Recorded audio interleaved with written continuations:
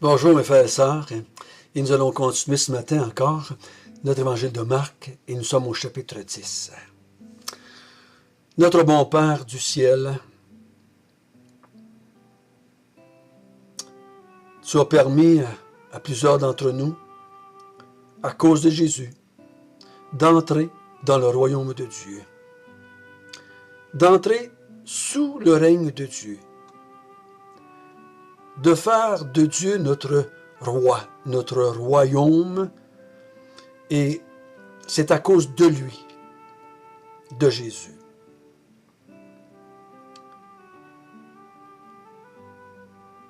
Et c'est par lui ce matin que nous voulons être instruits. Nous voulons l'écouter nous parler à travers sa conversation avec le jeune homme riche. Instruis-nous, montre-nous ce que tu veux qu'on apprenne ce matin. Amen. Hier, nous avons vu Jésus sur le chemin vers Jérusalem. Il a rencontré des pharisiens qui l'ont interrogé sur le mariage, le divorce et l'adultère. Ensuite de ça, il a rencontré une foule, je pourrais dire un groupe de parents qui ont emmené leurs enfants voir Jésus. Et Jésus nous a dit que si nous voulons rentrer dans le royaume de Dieu, il nous faut le recevoir, ce royaume, comme un enfant le reçoit. Donc, si vous n'avez pas écouté hier, je vous encourage à l'écouter. Si vous voulez savoir comment faire pour entrer dans le royaume de Dieu. Ce matin, nous allons voir quelqu'un qui, je crois, est mis à la suite de cet enseignement avec les enfants pour nous montrer le contraire d'un enfant, le contraire de celui qui ne reçoit pas le royaume de Dieu comme un enfant. On va voir un adulte qui va venir avec toutes sortes d'arguments et finalement ne va pas entrer dans le royaume de Dieu. Il ne va pas le recevoir comme un enfant. Et c'est l'histoire qu'on connaît bien, l'histoire du jeune homme riche qui vient vers Jésus avec une question très importante, je dirais une des plus importantes que l'homme peut se poser. Que dois-je faire pour avoir la vie éternelle? C'est ce que nous allons regarder ce matin ensemble. Et je ne sais pas si on va avoir le temps de tout voir le texte, parce que le texte va de 17 jusqu'à 31. Nous allons commencer par 17 jusqu'à 23. Ensuite, si on a le temps, on va lire la deuxième partie.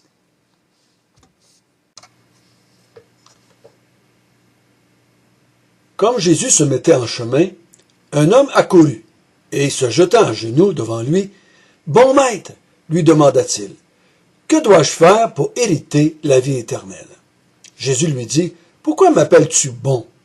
Il n'y a de bon que Dieu seul. Tu connais les commandements? Tu ne commettras point d'adultère, tu ne tueras point, tu ne déroberas point, tu ne diras point de faux témoignages, tu ne feras tort à personne. Honore ton père et ta mère. » Il lui répondit, « Maître, j'ai observé toutes ces choses dès ma jeunesse. » Jésus, l'ayant regardé, l'aima et lui dit, « Il te manque une chose. Va, vends tout ce que tu as, donne-le aux pauvres, et tu auras un trésor dans le ciel. Puis viens et suis-moi. » Mais affligé de cette parole, cet homme s'en alla tout triste, car il avait de grands biens. Jésus, regardant autour de lui, dit à ses disciples qu'il sera difficile à ceux qui ont des richesses d'entrer dans le royaume de Dieu.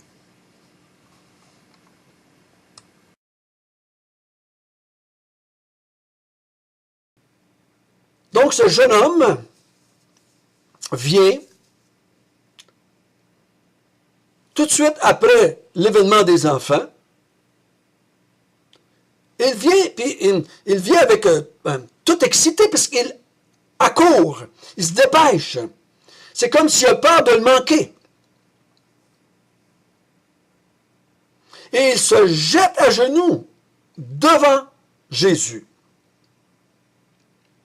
C'est une attitude très vive, très expressive, très, je dirais même, humble.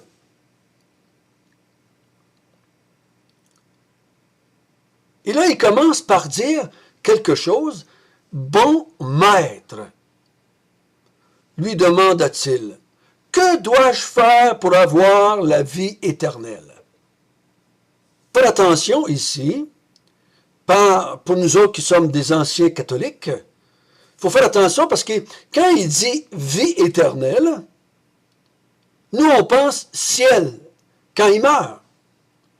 Mais ce n'est pas tout à fait ça que les Juifs pensaient. Hériter la vie éternelle, pour un Juif, selon ma compréhension, du moins, c'est que dois-je faire pour faire partie du royaume de Dieu?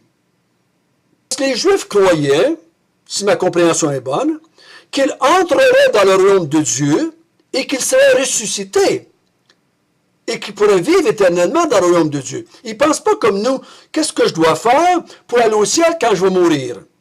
Mais qu'est-ce que je dois faire pour entrer dans le royaume de Dieu? Que toi, Jésus, tu dis que le royaume de Dieu est proche. Tu dis qu'il arrive. Mais qu'est-ce que je dois faire pour y rentrer dans ce royaume de Dieu et vivre éternellement là dans le royaume de Dieu? Qu'est-ce que je dois faire? Jésus ne répond pas tout de suite à la question. Et là, il dit au verset 18, « Pourquoi m'appelles-tu bon? » Pourquoi est-ce que tu m'appelles bon maître? Il n'y a de bon que Dieu seul. Oh, je crois qu'il est en train de donner un indice ici à ce jeune homme, à cet homme. Je l'appelle jeune homme, c'est parce que les autres évangiles l'appellent jeune homme. Jésus est en train de donner un indice très fort à la réponse qu'il va donner.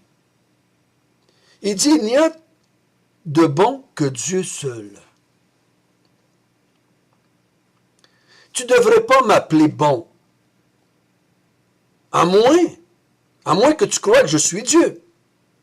Si tu crois que je suis Dieu, tu peux m'appeler bon maître. Mais si tu ne crois pas que je suis Dieu, tu ne devrais pas m'appeler bon, parce qu'il n'y a de bon que Dieu seul. Donc ça voulait dire, en partant, à ce jeune homme, il y a toute la foule qui écoute, à tous les disciples qui écoutent, il n'y a personne dans ce monde qui est bon. Et si on n'est pas des bonnes personnes, on ne peut pas faire le bien. Parce que quelqu'un qui fait le bien, c'est une bonne personne. Et Jésus nous dit ici, et il faut l'accepter. Je sais qu'il y en a peut-être d'entre vous qui se rejoignent avec ça. Mais il dit, il n'y a de bon que Dieu seul. Et ça rejoint ce qu'on a vu hier. Les enfants, de par nature, ne sont pas bons. Il ne dit pas, il n'y a de bon que les enfants et Dieu. Vous autres, les adultes, vous n'êtes pas bons. Les enfants sont bons, puis moi, Dieu est bon. Non, il n'y a de bon que Dieu seul.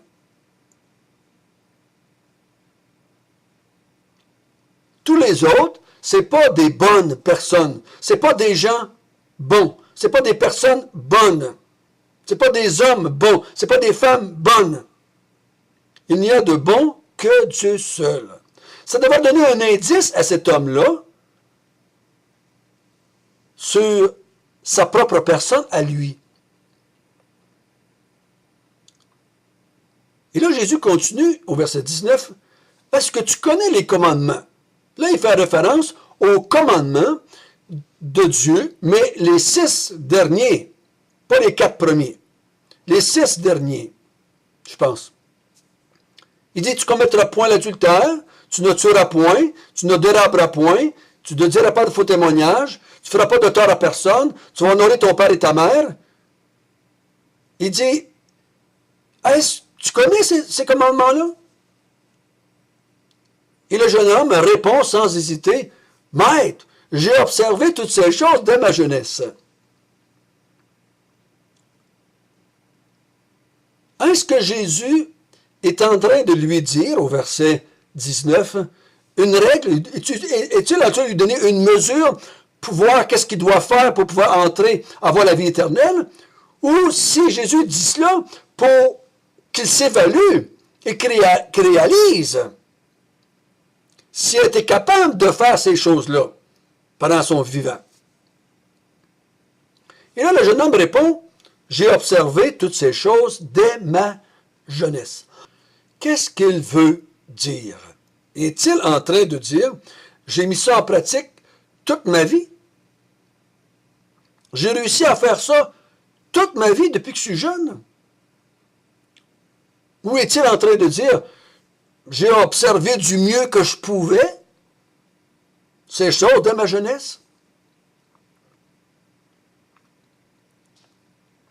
Mais le texte semble vouloir nous dire que le jeune homme dit, mais j'ai observé ça.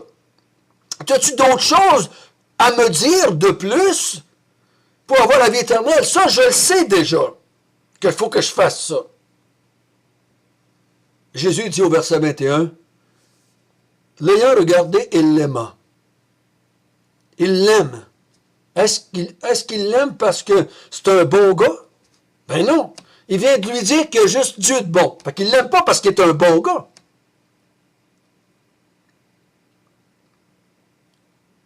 Est-ce qu'il l'aime parce qu'il a observé toutes ces choses dès sa jeunesse? C'est pas facile à déterminer. Mais une chose est certaine, Jésus l'aime. Il dit, tu veux savoir comment faire pour avoir la vie éternelle?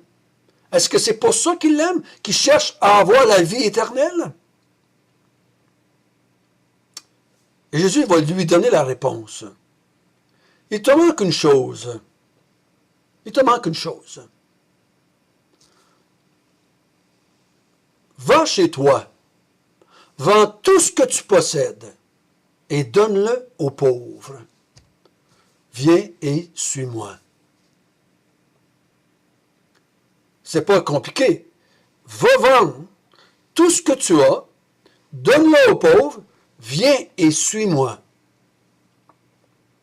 Est-ce que Jésus est en train de nous dire ici que faut faire le vœu de pauvreté, comme certains mouvements religieux, pour pouvoir entrer dans le royaume de Dieu? Donc, s'il avait arrêté là, puis il a dit, va chez toi, vends tout ce que tu possèdes, donne-le aux pauvres, et va te joindre à un monastère quelconque, rentre dans un couvent quelconque, va te réfugier dans une caverne quelconque, et vis simplement, humblement, pauvrement. Mais il n'arrête pas là. Il dit, viens et suis-moi. Pourquoi? Parce que c'est Jésus le moyen d'avoir la vie éternelle. Parce que Jésus a dit, je suis la vie. C'est lui la vie éternelle. C'est lui qui donne la vie éternelle. C'est lui qui fait entrer dans le royaume de Dieu. C'est lui la porte, c'est lui le chemin, c'est lui la vérité. C'est lui le moyen, l'unique moyen. C'est lui le seul sauveur. Il dit, suis-moi, viens avec moi. Je vais t'instruire, je vais te montrer comment faire pour avoir la vie éternelle en moi. Enlève de ta vie ce qui t'empêche de me suivre et viens et suis-moi. Abandonne tout de ce monde et suis-moi. Laisse tomber tout de ce monde et suis-moi. Et tu vas avoir la vie éternelle. Ça veut-tu dire que les pauvres ne peuvent pas avoir la vie éternelle? Les pauvres ne peuvent pas aller vendre ce qu'ils ont, ils n'ont rien, ils sont pauvres. Est-ce que le royaume des cieux, c'est seulement pour les riches qui abandonnent leur richesse? Mais non. Jésus dirait à un pauvre, viens et suis-moi. Jésus a appelé les gens à le suivre. Laisse tomber tout ce que tu as. Viens et suis-moi. C'est moi le moyen d'avoir la vie éternelle. Et là, Jésus dit au verset 22, ce jeune homme-là était très triste, très triste. Pourquoi? parce que c'est un homme qui avait beaucoup de biens, était très riche. Il n'est pas prêt à abandonner ses biens, donc il abandonne plutôt Jésus. Et il garde ses biens. Verset 23, Jésus dit, en regardant ses disciples, « Qu'il sera difficile à ceux qui ont des richesses d'entrer dans le royaume de Dieu. » Il dit que ça va être dur pour ceux qui sont riches d'entrer dans le royaume de Dieu. Et que c'est dur. Nous allons voir demain que c'est même impossible. Parce qu'il va dire que c'est plus facile à un chameau de passer dans une aiguille. Il dit, et que ça va être dur. Pourquoi? Parce qu'ils ne veulent pas abandonner. Ils évaluent leur richesse comme étant plus importante que Jésus.